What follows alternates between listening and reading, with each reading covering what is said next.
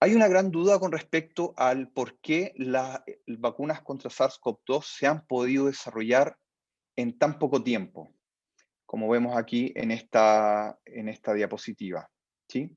Entonces, la vacuna de SARS-CoV-2, si se dan cuenta, comparadas con el desarrollo de vacunas para otros patógenos, las cuales han tomado años o décadas, se debe principalmente a que ha existido un gran esfuerzo a nivel mundial para poder, disponer de una gran cantidad de recursos, para poder disponer libremente de la información y porque se ha desarrollado un trabajo colaborativo inmenso a nivel mundial, lo cual ha permitido entonces que en poco tiempo puedan producirse diferentes prototipos de vacuna y puedan llegar a las últimas fases de desarrollo. Como podemos ver aquí, estas mismas tecnologías utilizadas para el desarrollo de vacunas SARS-CoV-2 también se han utilizado para desarrollos de otras vacunas que han resultado igualmente exitosas.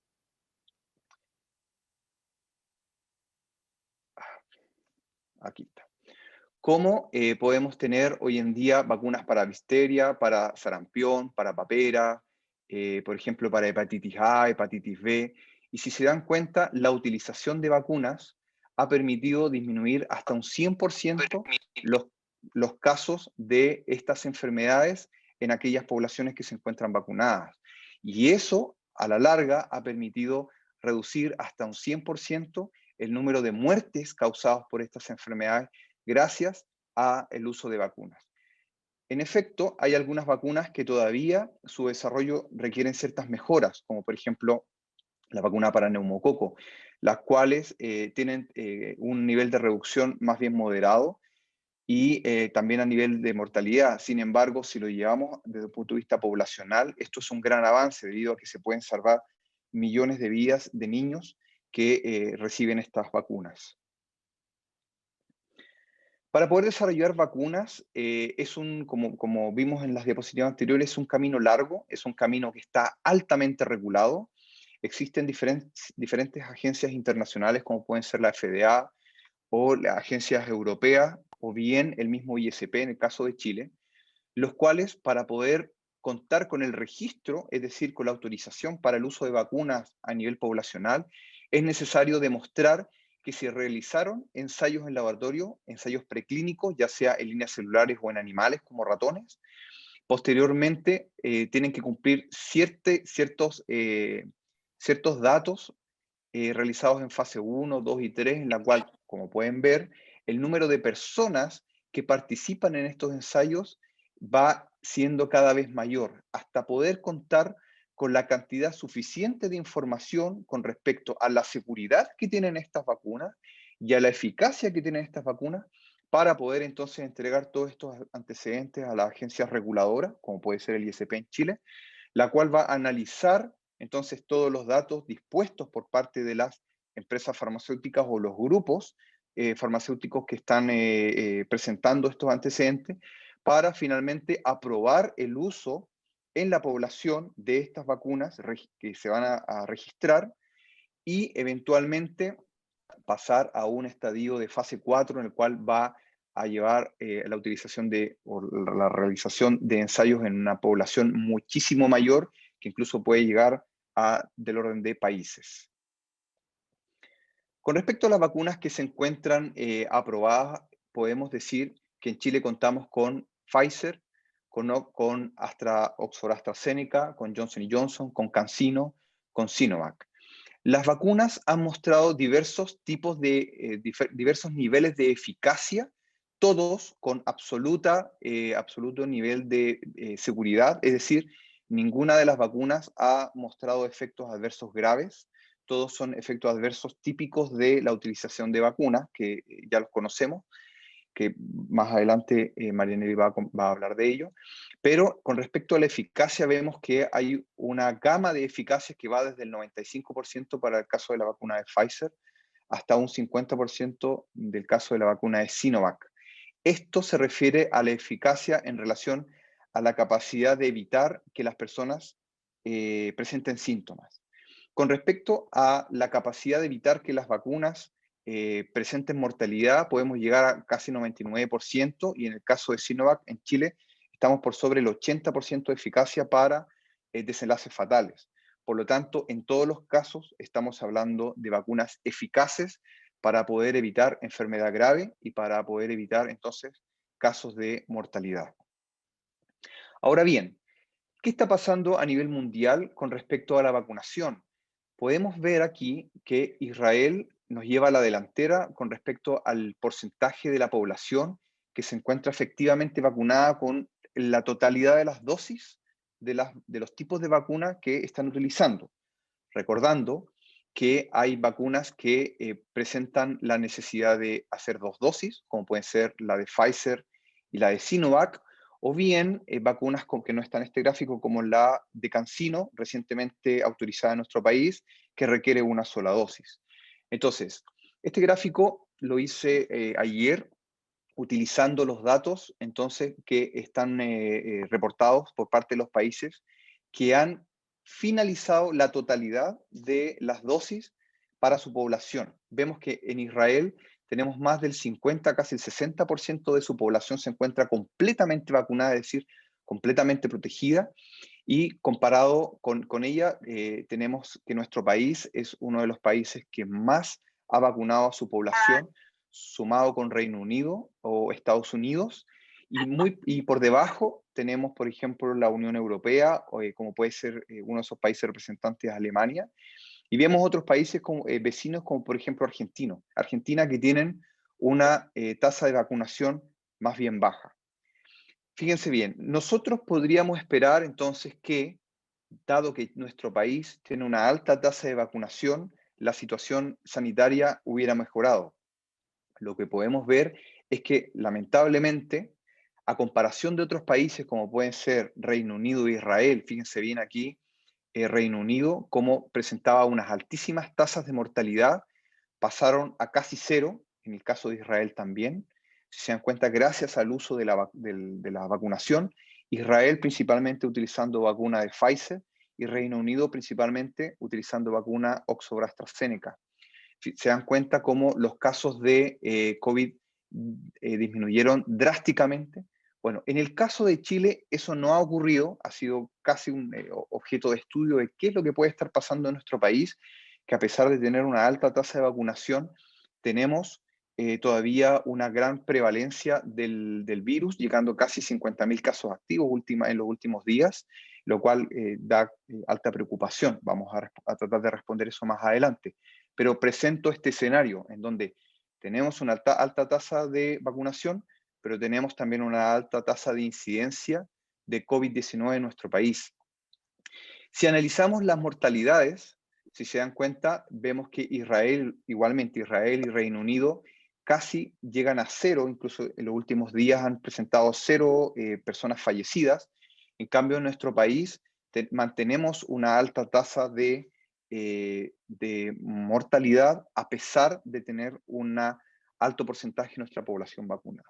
Bueno, una de las hipótesis que se está planteando del por qué nuestro país todavía mantiene estas altas tasas es que estamos principalmente utilizando una vacuna que tiene la capacidad de poder evitar contraer la enfermedad solo de una eficacia del 50%, aunque la mortalidad como vamos a ver más adelante, ha disminuido y sigue disminuyendo, el porcentaje de contagio se mantiene alto, porque estamos principalmente con una población, que es la chilena, vacunada mayoritariamente con una vacuna que no evita el contagio, pero sí evita la mortalidad, que comparada con una vacuna como Pfizer, que se aplica en Chile, pero en una proporción minoritaria, esta vacuna sí ha mostrado ser eficaz a la hora de evitar el contagio y la propagación del virus. Por lo tanto, el escenario que podemos estar observando en Israel o Reino Unido versus el escenario que estamos encontrándonos en Chile es que tenemos los efectos de una vacuna que es igualmente eficaz, pero como tiene este detalle de que no evita la transmisión del virus, tenemos entonces una dispersión del virus y una alta carga viral en nuestra población y circulando. Otra de las posibles explicaciones del por qué en nuestro país todavía hay una alta tasa de circulación, se debe a que no estamos considerando que en nuestro país han ocurrido medidas de disminución o de relajo, se podría decir, medidas de relajación con respecto a la pandemia.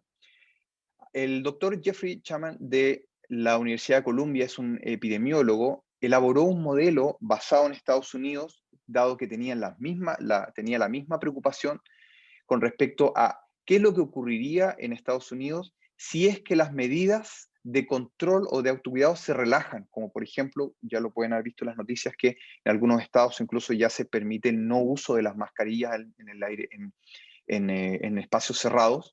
Bueno, acá el modelo que presenta este epidemiólogo muestra que el relajar las medidas, aunque se esté en proceso de vacunación, igual va a provocar un aumento en el número de contagios. Y en la medida que nosotros retrasamos esta relajación en las medidas de cuidado, si se dan cuenta, vamos a disminuir la posibilidad de que entonces la población pueda contraer la enfermedad debido a que le vamos a dar más tiempo a la vacuna para que entonces haga su efecto en la población general.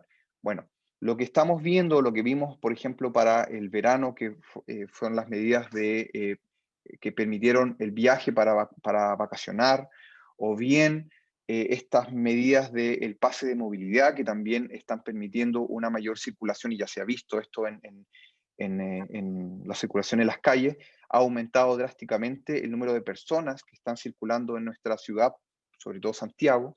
Vemos que este modelo podría ser perfectamente aplicado a nuestro país, en donde es importante recalcar que las medidas de autocuidado son importantes, que las vacunas se demostró su eficacia con el uso de mascarilla, distanciamiento físico y lavado de manos. Y por eso es importante recalcar que aunque se esté utilizando vacunas, es importante mantener las medidas y no relajar estas. ¿Qué está ocurriendo en nuestro país? Estamos en presencia, si se dan cuenta, de una segunda ola y en este caso, en los últimos días, estamos en presencia de un rebrote. Esta segunda ola ha sido especialmente crítica en nuestro país porque se ha observado que la población que está siendo infectada se ha desplazado hacia arriba con respecto a las edades. Es decir, estamos observando que las personas más jóvenes están presentando COVID-19. Y lo más preocupante, se ha observado que las personas jóvenes están empezando a aumentar, fíjense bien aquí este gráfico, están empezando a aumentar en el número de personas que están ocupando camas UCI.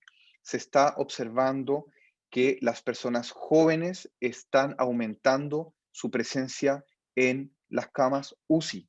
Y eso, fíjense bien, principalmente se debe a que tienen una mayor porcentaje, una mayor cantidad de movilidad y por otro lado, están recién ingresando entonces a los esquemas de vacunación.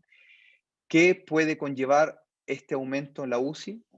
Puede llevar finalmente a que esto que estamos viendo aquí, esta primera columna, empiece a aumentar. Empecemos a observar un aumento en el número de personas fallecidas, jóvenes, que están presentes en la UCI.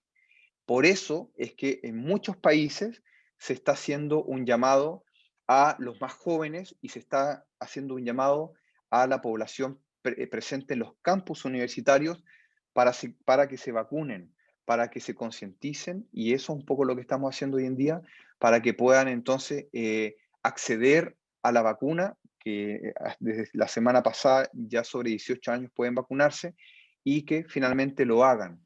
¿Por qué? Porque existe mucha evidencia que indica que las vacunas son seguras y eficaces, que las tecnologías que se están utilizando para el desarrollo y la formulación de estas vacunas son tecnologías ya probadas desde hace muchos años. El registro está altamente regulado.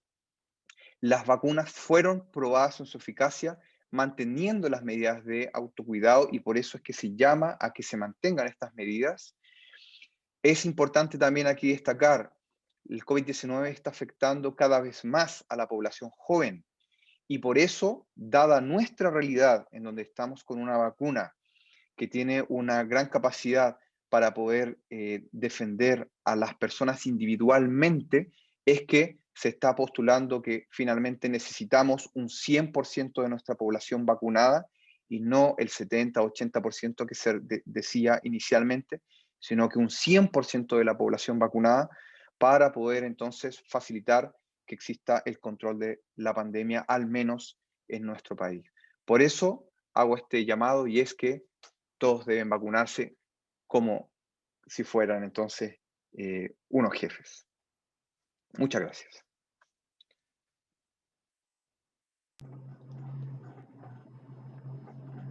Gracias, Marcelo. Eh, También nos acompaña María Nelly, quien es coordinadora de los campos clínicos de la Facultad de Ciencias Médicas de la universidad, quien nos va a hacer un pequeño relato con respecto a la situación que se está viendo en los campos clínicos y las distintas, o sea, en los hospitales y las distintas situaciones que se viven. María Nelly. Buenas tardes a todos y todas. Un gusto estar aquí y justamente compartiendo con Marcelo el llamado a la asistencia a vacunar. En este minuto, ¿cierto? Estamos en la semana que les corresponde a los mayores de 22 años, a las embarazadas, ¿cierto? Que empezaron en el mes de abril, y a los rezagados. Efectivamente, nuestra realidad como campus clínicos nos hemos visto bastante afectados, ya que efectivamente como parte de la formación, ¿cierto?, de nuestros alumnos está aprender de todo, ¿cierto? No solamente el manejo de paciente crítico y COVID.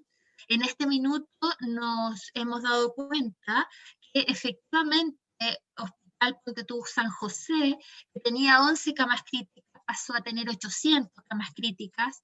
Por lo tanto, ahí es el llamado a que ojalá todos, ¿cierto?, se puedan vacunar. Por otro lado, también como enfermera y como con mi alto experiencia en APS, ¿cierto?, en atención primaria, allí la verdad es que están haciendo los mayores esfuerzos para lograr cierta vacunación efectiva. También, por otro lado, el ISP tiene las fichas de cada una de las vacunas que en estos minutos están en nuestro país, con todas las contraindicaciones, los componentes de las vacunas, etc. El ISP también se encarga a 4 meses de realizar estudios de todas las notificaciones de los eventos adversos, ¿ya? Para también transparentar y hacer público lo que nos está pasando. Existe un correo de notificación de estos y existe una página también de notificación directa de estos eventos. ¿Ya? En general son eventos muy locales, leves. Lo importante aquí es, en relación a las preguntas de alergias, ¿cierto?, de shock anafiláctico, siempre es informar al personal de la salud algún antecedente alérgico para estar atentos y para tener mayor, ¿cierto?, información o mayor severidad en la observación de la persona. No, también en la universidad, en la unidad de salud, también ha hecho un acompañamiento, ¿cierto?, tanto de los usuarios específicamente con COVID, o también a los vacunados que inician, ¿cierto?, se sienten mal y necesitan un acompañamiento. Ya también la universidad dispuso de ese teléfono de orientación. Hay algunos mitos en relación a por ejemplo,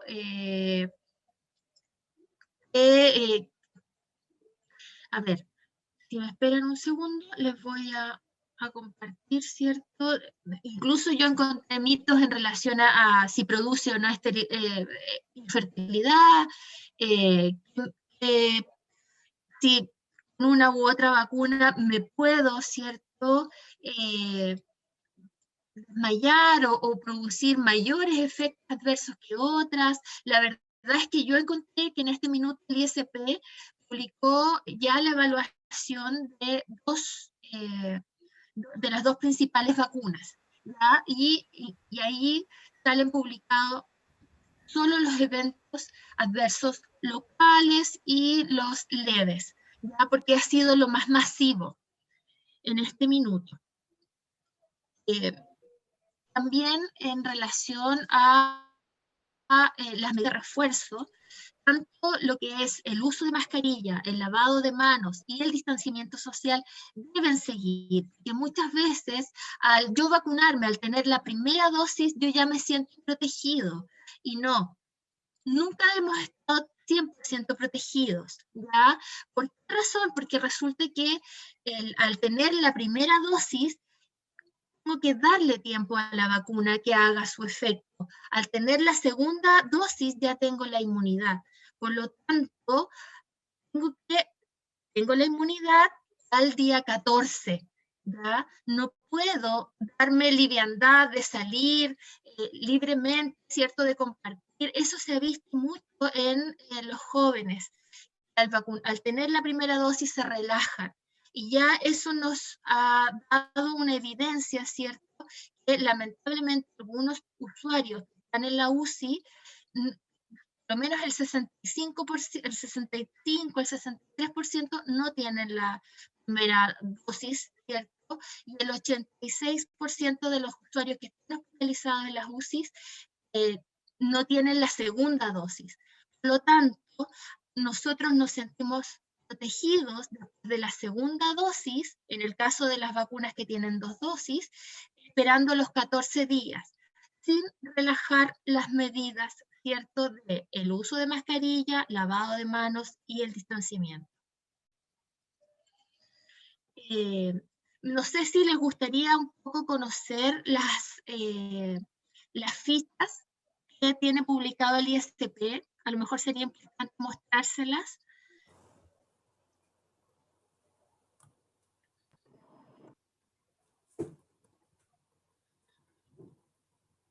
María Nelis, ¿te parece si, aprovechando de que hay varias preguntas y algunas Sí. relacionadas con estos temas, que vayamos contestando las que han ido dejando en el chat?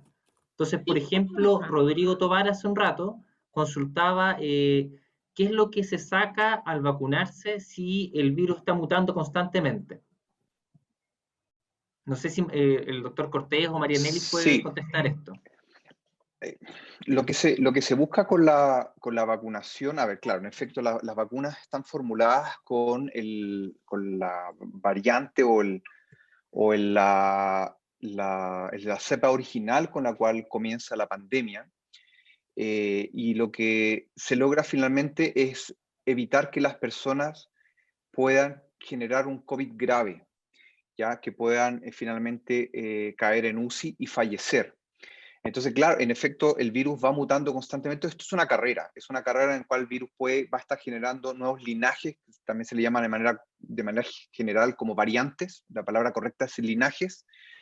Va generando linajes que eventualmente van a ir escapando en cierta gradualidad de la respuesta inmune generada por la vacuna, pero hasta el momento lo que se ha visto es que la vacunación permite un grado de protección contra estas variantes, ¿ya? Ahora bien, las empresas farmacéuticas están trabajando actualmente en la actualización de las vacunas para, entonces, de la misma manera que ocurre con el virus de influenza, año a año, entonces ir cambiando la formulación para poder proteger en mayor medida con las cepas que están circulando.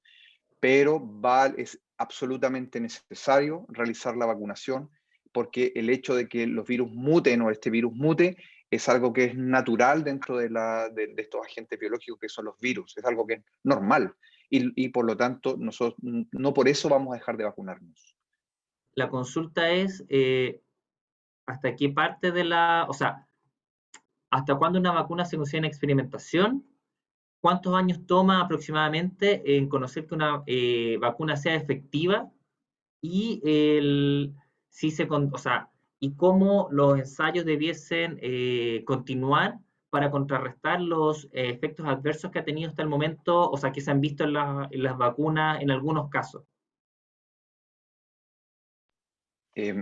A ver, primero que nada, hay una fase que es la fase 3 que los grupos de investigación lo que hacen es reclutar voluntarios que se quieran vacunar. Yo no usaría la palabra conejillo de Indias porque el desarrollo de vacunas forma parte de su protocolo que requiera de voluntarios humanos para poder demostrar la eficacia, porque forma parte del desarrollo. Pero una vez que la entidad reguladora como el ISP aprueba el uso de la vacuna, como ha sido el caso de todas las vacunas que se están aplicando, las personas que empiezan a recibir las vacunas, no es correcto que formen o que pasen a formar parte de ese grupo de voluntarios, sino que ya están recibiendo la vacuna porque ya forma parte del esquema. El que los datos de eficacia de esa población se utilicen para poder determinar a posterior que la vacuna tiene una alta eficacia con respecto a, eso no forma parte de un ensayo un ensayo que siga un protocolo, sino que son datos que se recogen de la eficacia finalmente de la población.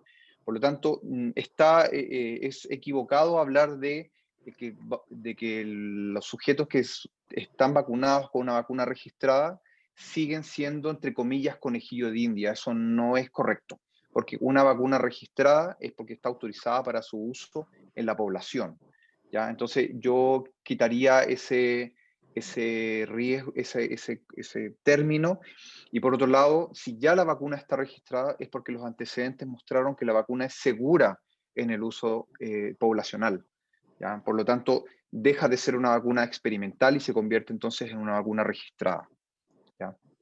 Eso. Gracias, Marcelo. También otras consultas que se han realizado tienen que ver, o más bien preguntan, sobre qué efectos secundarios puede tener vacunarse. Esto lo realizaron desde la transmisión que está realizando la Federación. Jorge Espinosa nos pregunta si los efectos adversos se pueden presentar mucho tiempo más, y Lisech nos pregunta por qué la vacuna de AstraZeneca produjo fiebre y otras molestias en algunas personas.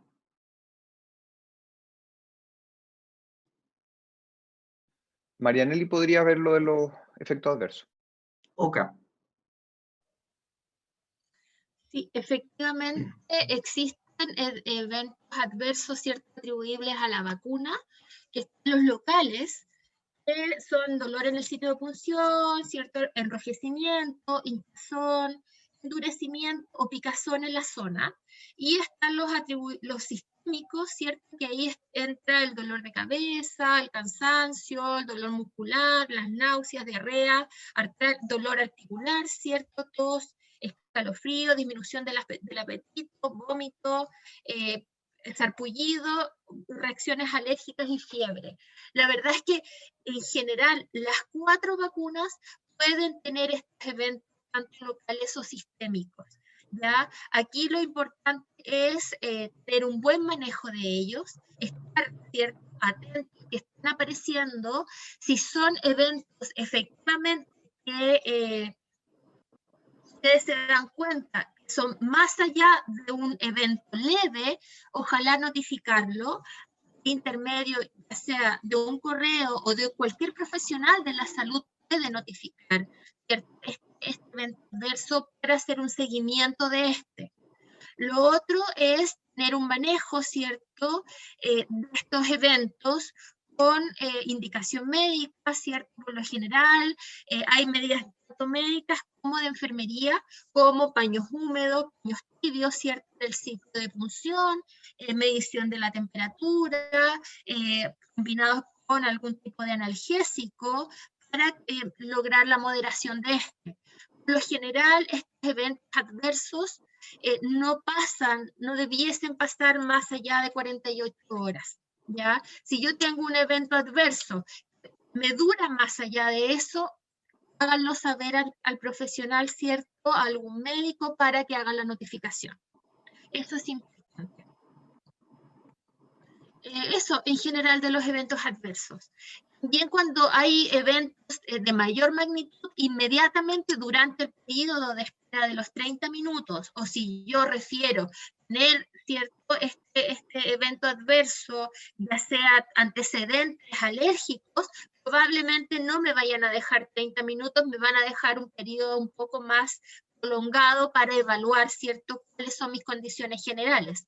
En cada vacunatorio o en cada lugar establecido para vacunar debiese estar habilitado, ¿cierto?, una ambulancia o un sector donde pueda atender estas reacciones alérgicas si es que ocurriesen, para poder trasladar al usuario y usarlo rápidamente, ¿cierto? Eso es lo que les puedo contar de las reacciones alérgicas o reacciones adversas, ¿cierto? Que son de todo un poco, pero no pasan más allá de estas 48 horas. ¿Puedo complementar esa respuesta? Hay una funcionaria de mi departamento que es muy alérgica y desarrolla alergia muy fácilmente. Y estaba preocupada con respecto a esta vacuna y, bueno, se fue a vacunar con Coronavac, que es la vacuna más sencilla, que es un virus inactivo, es la tecnología clásica para el desarrollo de vacunas. Y en efecto desarrolló un cuadro alérgico moderado. Y bueno, para eso justamente son los 30 minutos que tienen que esperar.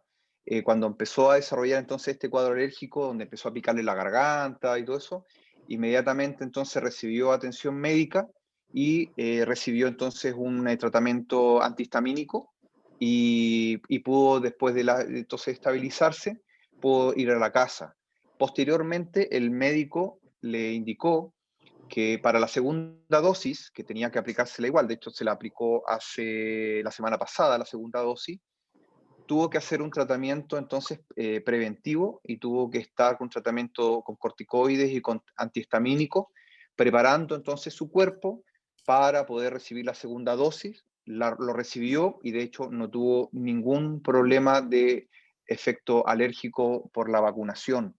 Y hoy en día está con los efectos normales de un dolor en el brazo a causa del pinchazo, pero no sucedió nada grave porque están las medidas justamente tomadas para que puedan abordar a las personas que puedan desarrollar efectos adversos, como por ejemplo las alergias.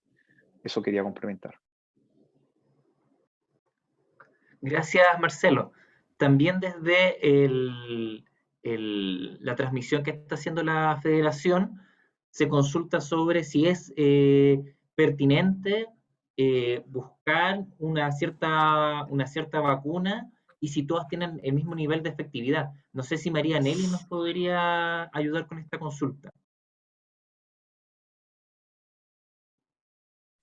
Bueno, efectivamente Marcelo lo presentó, que todas tienen distintos niveles de efectividad, pero todas nos hacen llegar al mismo fin, ya que alguno de ellos efectivamente es reducir el riesgo de mortalidad. Ese es nuestro objetivo principal, ¿cierto? Cuidar a nuestra población, porque eso hace la diferencia en dejar que la gente se contagie, ¿cierto? Porque van a haber muchas más muertes a que se vacunen, porque la mortalidad debiese estar mucho más reducida con las personas que estamos vacunadas.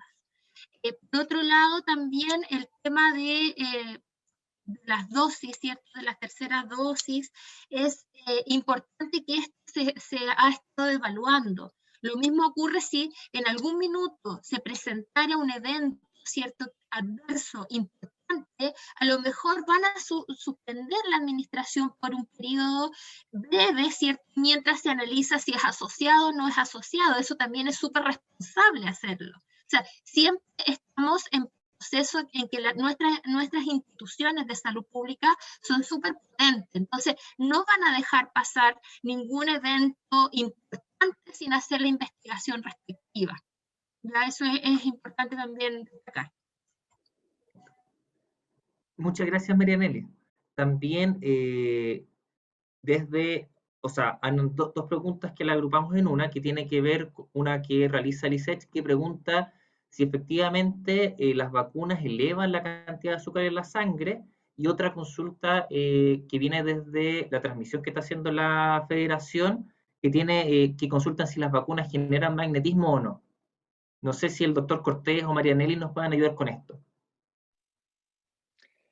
Voy a responder la última porque es la más sencilla. Las vacunas no producen magnetismo porque no están compuestas en su formulación por ninguna molécula con características paramagnéticas. Por lo tanto, no hay ningún riesgo ni nada que se le parezca. Categóricamente esa respuesta las vacunas no producen magnetismo. La primera... Es sobre si aumenta el nivel de azúcar en la sangre. Marianelli.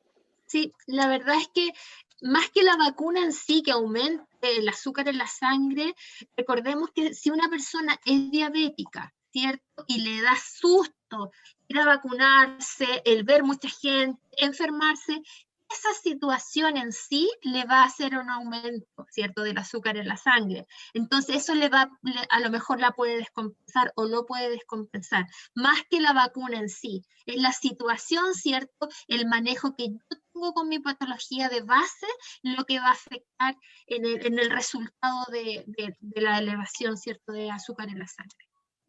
Eso. Ok, gracias. También, Romina Aguayo hizo hace un rato, la consulta de qué escenario se puede proyectar para finales de año. ¿Cuál es la opinión tanto de Marianelli como el doctor Cortés al respecto?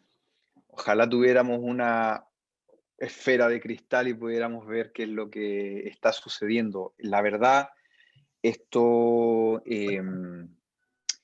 pandemia, a pesar de que se habían presentado alertas que podría ocurrir, la verdad es que el mundo estaba relativamente preparado y estamos en presencia de un patógeno que no es originalmente humano, por lo tanto es una especie nueva, una especie viral nueva, a pesar de que tenemos coronavirus. Voy a ir un poquito por mi respuesta por el lado virológico.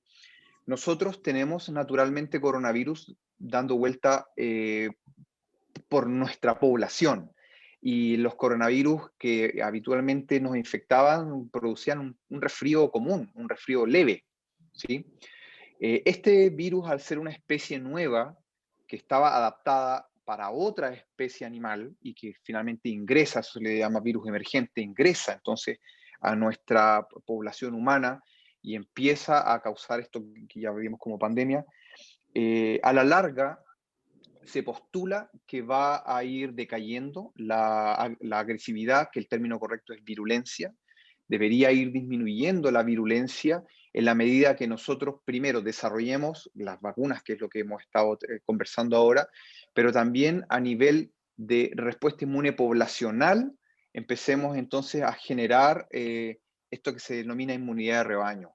Entonces, en donde va a haber un equilibrio futuro, en donde el virus debería comenzar a disminuir y cambiar su estrategia de pasar de ser un virus muy agresivo y altamente contagioso a una estrategia de un virus igualmente contagioso pero menos agresivo, que por lo tanto, voy a usar una palabra coloquial, que pase más piola, se podría decir, o que pase desapercibido dentro de la población, como lo son los coronavirus habituales que causan un resfrío común.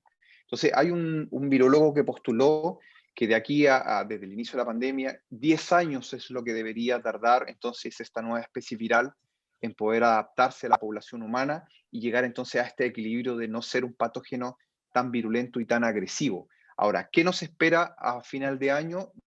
En mi opinión, muy personal, vamos a tener que estar todavía avanzando y retrocediendo. Vamos a estar en un estadio muy dinámico en donde hay que llamar a la población a vacunarse de todas maneras. Idealmente es que lleguemos a un 100% de población chilena vacunada. Tenemos que ver qué es lo que pasa en el resto de la región latinoamericana, qué es lo que pasa en el resto del mundo, ¿sí?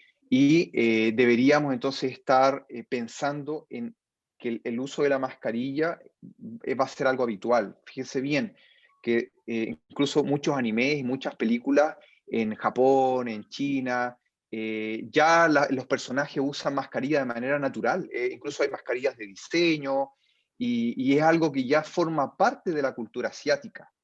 Entonces, lo más probable es que también dentro de nuestra sociedad occidental empecemos a ver la mascarilla como un atuendo o como algo que es necesario llevar constantemente. Y lo mismo va a modificar probablemente, y esto ya se ha dicho, nuestro comportamiento en relación a las relaciones humanas. En efecto, va a ocurrir, pero lo que muestra la historia de la virología es que los virus tienden a llegar a un equilibrio en el ecosistema, ¿sí? Y entonces, a la larga, estamos hablando de una cantidad de tiempo más, a la larga, entonces, se va a permitir llegar a un estadio prepandémico, pero aquí es donde se vuelven a levantar las alarmas, y es, hay más patógenos que potencialmente pueden ser emergentes y pueden atacar nuevamente a nuestra población y nuestro estilo de vida, y por eso aquí es importante que el respeto por el medio ambiente es aquí clave, porque estos virus salen de ecosistemas en donde están contenidos, salen de ahí porque el ser humano invade esos ecosistemas. Entonces hay que recordar esto. Esto es algo mucho más grande que un virus y el ser humano. Estamos hablando de un ecosistema y de que somos animales que estamos alterando entonces las biodiversidades y los ecosistemas. Por eso es importante hacer un llamado de alerta que esto es una solución integral. Gracias, Marcelo. Y por razones de tiempo ya estaríamos terminando y vamos a leer unas últimas dos consultas. Tanto Cintia como Felipe nos preguntan sobre la situación de la vacuna AstraZeneca. ¿Qué es lo que sucederá con las personas que recibieron la primera dosis, entendiendo de que hubo efectos adversos? Y la segunda es, ¿cuál será el futuro de esta vacuna? ¿Si habrá mejoras o si continúa el desarrollo o no? Eso por un lado, mientras que por otro, hay varias preguntas, tanto de Felipe Robles, Daniela Gallardo, Valentino Ibáñez, que consultan sobre si es necesario volver a inmunizarse, tanto con vacunas Sinovac como con Pfizer, si el escenario va a ser vacunarse todos los años, si tal cual como están desarrolladas hoy día las vacunas, estas tienen un efecto limitado en una ventana temporal. Entonces, no sé si tanto María Nelis como el doctor Cortés nos pueden ayudar a resolver esas consultas que tienen.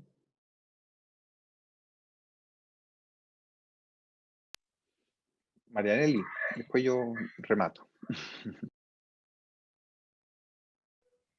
En realidad, voy a insistir un poco majaderamente en el fin de la vacuna. ¿Cuál es el fin de la vacunación? En general es disminuir la mortalidad. Por ahí, ¿cierto? ¿Con cuál era mejor vacunarse? Eso va a depender directamente de la función que yo haga. Por eso, si no mal recuerdan, ¿cierto?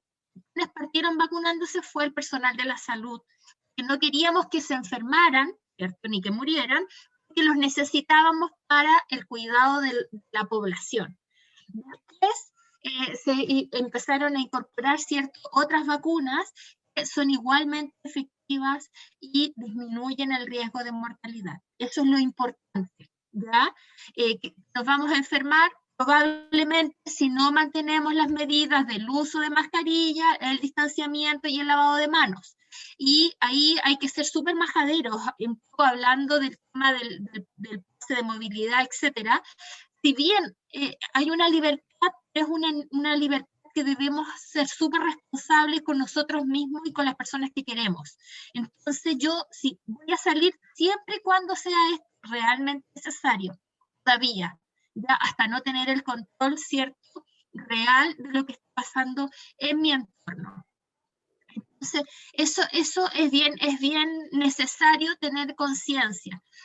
Cuando también tengo un shock anafiláctico con una vacuna específica, siempre el equipo médico o el infectólogo, ¿cierto?, que lo acompañe va a determinar cuál es la conducta a seguir. Si inicia, ¿cierto?, el proceso completo con otra vacunación, porque recordemos, para que esté inmunizado necesita la dosis completa, ya sea 2 dosis de una determinada vacuna más los 14 días, ¿cierto? Entonces, eso lo determina su médico infectólogo probablemente, porque si tuvo una reacción importante, ¿cierto?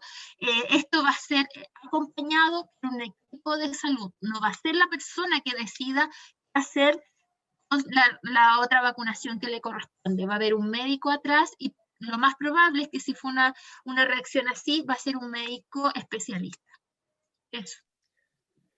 Bueno, con respecto a la vacuna AstraZeneca o las vacunas vectorizadas, como pueden ser la de Janssen, la de CanSino, que han saltado las alarmas con respecto a la posibilidad de que puedan causar trombos. Bueno, la verdad es que aquí hay cifra. La generación de trombos espontáneos es algo natural en el ser humano, ¿ya? Es algo que ocurre. Más de alguno debe conocer a alguien que lo desarrolló prepandémicamente, o sea, es algo que es normal. De hecho, en las posibilidades por el hecho de consumir pastillas anticonceptivas, la posibilidad de desarrollar trombo es del 0,12%. La posibilidad de desarrollar trombos por fumar es del 0,17%. La posibilidad de formar trombos por COVID-19 es del 16,5% por el hecho de tener COVID grave. Y la posibilidad de desarrollar un trombo con la vacuna AstraZeneca es de 0,0001%. Y la posibilidad de desarrollar trombo por la vacuna de Janssen es de 0,00008%. Por lo tanto, desde el punto de vista del riesgo y el beneficio, obviamente la necesidad de vacunarse es mucho, y el beneficio que uno obtiene es mucho más elevado que el riesgo, y por eso es que los países han pausado las vacunaciones cuando aparece un trombo, se investiga y luego se retoma. Si se han dado cuenta, ningún país ha dejado de retomar la utilización de las vacunas vectorizadas. Y de hecho el Reino Unido, fíjense bien, han llegado a 0 personas fallecidas por el uso de la vacuna de Oxford AstraZeneca. Entonces es algo que es importante dejar claro. El uso de fármacos en general, si ustedes ven los papelitos que acompañan el fármaco, siempre tiene efectos adversos, ¿sí? Pero aquí lo importante es el riesgo y el beneficio, ¿ya? Y con respecto, la otra pregunta era, ¿cuál era la otra pregunta? La otra pregunta era al respecto de si las vacunas tienen efectos limitados, si el escenario es que Las ahora que se todos los combinaciones. años. Sí, el uso de todos los años. Mira, aquí lo que va a ocurrir, y de hecho eso es lo que se solicita a la hora del registro, es que la farmacéutica debe proponer si la vacuna requiere todos los años. Hasta el momento, todo apunta a que, al igual que influenza, que es algo que es normal, todos los años va a haber que reforzar, hacer refuerzos o revacunaciones. Ahora, la pregunta es, si es necesario que si yo me vacuné la primera vez con Sinovac, yo me tengo que vacunar nuevamente con Sinovac y no podría usar Pfizer, la respuesta va a venir los próximos meses, porque revisé anoche y hay solicitudes ya y están aprobados ensayos en donde están haciendo combinaciones de vacunas, en donde se está haciendo una primo vacunación con AstraZeneca y luego un refuerzo con Pfizer o con Sinovac. Entonces se está ya jugando con cuáles serían entonces los efectos adversos versus la eficacia que tendría la vacuna si es que nosotros vamos cambiando de tecnología, ¿sí? Y eso entonces va a abrir la posibilidad en el día de mañana o probablemente ya el próximo año, que entonces podamos estar con seguridad alternando algún tipo de vacuna o tecnología, o bien llamando a una tercera dosis, por ejemplo, con lo que ya se está planteando, para poder entonces reforzar la respuesta inmune y evitar que la enfermedad sea más grave, o bien evitar la propagación del virus en la población que se encuentra vacunada. Entonces, lo que yo quiero llamar, con esto ya como para ir finalizando, lo que yo quiero llamar a todos a los que están presentes y que también lo comuniquen a sus cercanos, es que en los desarrollos farmacéuticos, como son las vacunas, tienen décadas, ya, si no cientos de años, como les mostré en uno de los gráficos, en donde ya sabemos muy bien qué es lo que hay que hacer para hacer un producto bueno. Ya sabemos cuáles son las mediciones que hay que hacer para que sea un producto seguro, cuáles son las medidas paliativas que se deben tomar para que no afecten efectos secundarios adversos. Pero lo más importante es que actualmente en Chile, y está en una de las preguntas del chat, tenemos una alta tasa de vacunación, pero tenemos todavía una alta incidencia viral. Y la respuesta es porque necesitamos que el 100% de la población se encuentre vacunada, y ese es un mensaje que tenemos que empezar a transmitir. Ya no podemos estar detrás no, es que el resto se vacune y yo me acojo a la inmunidad de rebaño. Yo ya no apostaría por ese camino. Yo, dado que estamos principalmente vacunando con Sinovac, ya tenemos que apostar por el 100% de la población. Por eso, si ya de los 18 años se pueden vacunar, que son la mayoría de los estudiantes de nuestra universidad, háganlo, llamo a que se vacunen, ¿ya? Y posteriormente, en la medida que las edades van bajando, vayan insistiendo que sus familiares que son más jóvenes vayan vacunándose, ¿ya? Porque es algo que es necesario para que podamos ver una luz al final del túnel. Eso. Muchas gracias, Marcelo, muchas gracias, María Nelly, y a todos y a todas quienes participaron en este webinar. Por razones de tiempo, vamos a finalizar. El link va a quedar colgado dentro del canal de YouTube de la universidad. Agradecemos todas las consultas que se realizaron. Lamentablemente, por razones de tiempo, no pudimos, el doctor Cortés ni María Nelly pudieron contestarlas todas. Así que agradecemos nuevamente que hayan podido participar y nos veremos en otra instancia. Saludos a todos y a todos. Muchas gracias, a seguir cuidándose y a vacunarse. A vacunarse, no se olviden. Chao, gracias. Chao, chao. Chao, chao.